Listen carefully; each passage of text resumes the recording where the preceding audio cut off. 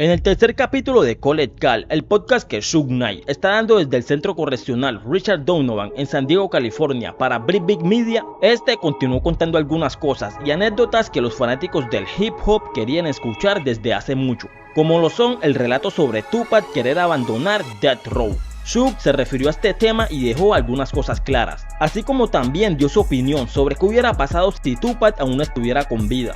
Habla sobre un trato que hizo con Eazy E para ganar demasiado dinero a costillas de Dr.Dre y sobre su condición estando en la cárcel. Y todo eso lo verás en este resumen del tercer capítulo de Call. Sin más nada que decir, colegas, comencemos.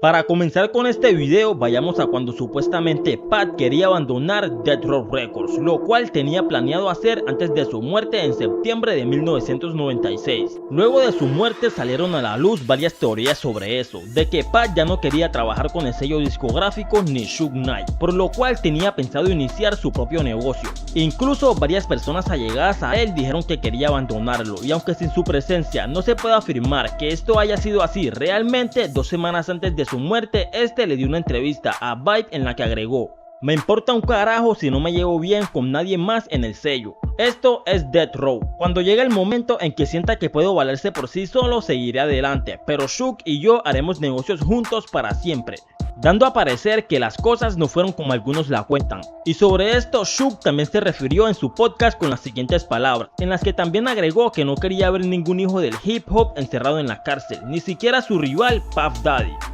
Naturally, people gonna want to say Pac wanted to leave Death Row, but that's so far from the motherfucking truth. The same motherfuckers that claim they knew Pac at their best and they loved him is the same motherfuckers that we gave stuff to them so they can remind themselves of Pac, and they sold it for $1. Regardless if it was his auntie, a ring she probably stole, his father for a suit or a shirt, you know. But overall, Pac gave the world itself. Overall, Pac asked motherfuckers he wanted to die. Pac didn't want to go back to prison to no motherfucking body. He didn't want to live in a cage. You gotta remember one thing. When you're a celebrity, you're a high-profile person. You're gonna have people that love you, and you're gonna have people that hate you. It's not gonna be in between. It's gonna be a police might like you, but it's gonna be a police that hate you. So his time that's naturally gonna be harder than the average person doing time. It means no name motherfuckers that nobody know of. Pac left the world at a time that he blessed the world with his presence. And I think we're supposed to learn and try to stop these youngsters from falling in the same bucket. I don't have a problem if it's gonna make a difference and it's gonna make things better for hip hop, I have a positive conversation with any motherfucking body in hip hop. And I don't give a fuck who it is. I don't care if it's Puffy or the next motherfucker. I don't want to see no motherfucker in hip hop be in prison. For what? Who cares if it's true or not true? Let these motherfuckers stay on the streets and live their life. Seguido a eso, el entrevistador Dave Miles le preguntó sobre cómo sería el mundo del hip hop si Pac aún estuviera con vida, a lo que este le respondió diciendo: "Well, if Pac was still here, I think we probably been involved Universal or Sony or built our own distribution company. We definitely would have been doing things. My vision would have always been we need a union for hip hop." Y sobre todo, este se refirió al trato que hizo con Eazy E para que este pudiera obtener algo de dinero de todos los trabajos que Dr.Dre hiciera de ahí en adelante. Recordemos que Suge tuvo que intervenir cuando Dre decidió dejar Ruthless, el sello discográfico de Eazy E, por lo que se dice que Suge amenazó a Eazy para liberar de su contrato como productor exclusivo a Dr.Dre. Y aunque hayan historias de que Suge intimidó a Eazy para que eso sucediera, lo que Suge le ofreció dice todo lo contrario. Okay, how about Eazy? Look, how about Eazy? Let's talk about Eazy. Eazy did big things for hip hop. Now, people want to use Eazy name to benefit themselves. Only thing y'all did for Eazy is what? Do a diss record and talk about him? Get his face tattooed on your name to make you popular, but you never met the man or you never did nothing for his family? I did something for Eazy that would have made him $1 billion. I just didn't do it on strength. I did it because I liked him, but me and him made a deal. He said, man, you help me out with this deal, I'm gonna look out for you and give you some of the money. I give you half or 25 cents off $1. I said, that's cool. This call and your telephone number will be monitored and recorded. I did a deal for Aaron where, not off me, not off Death Row. He gets $1 off of anything that Dre does. In other words, if you do a movie, if you do a beat, if you promote some type of merchandise, if he do a commercial, if you produce, off his part, he gets $1. When Eazy died, Tamika stepped in that plate. Tamika met with Interscope, and Interscope said, hey, why you want to get $1 off of everything Dre does? When you can do business later on. Sign off and just let Dre out of it. We're going to do business later. She signed off.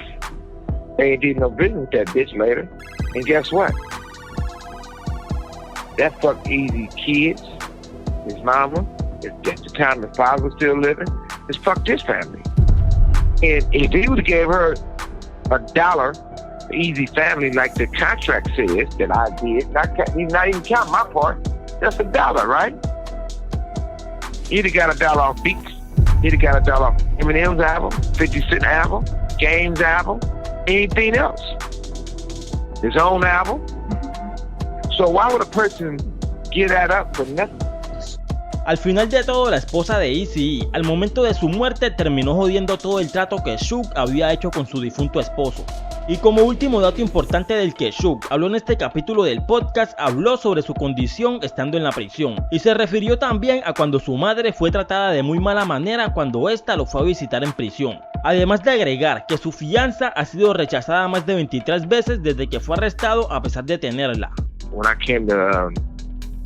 When I went to the county jail,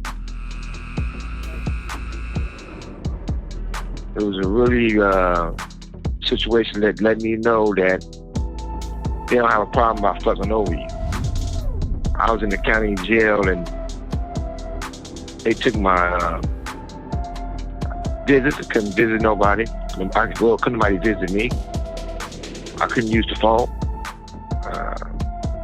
No mail.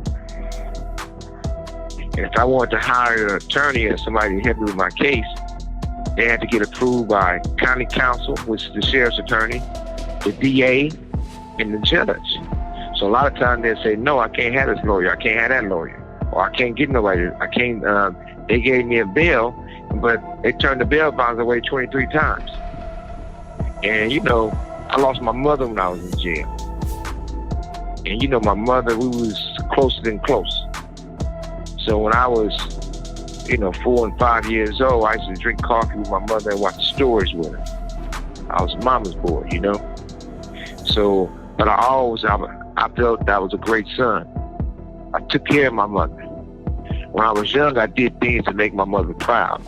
The minute I got to be able to make money, I took care of my mother. She never wanted for nothing. She knew I loved her, and so did everyone else. So when I lost my mother, yeah, it hit home.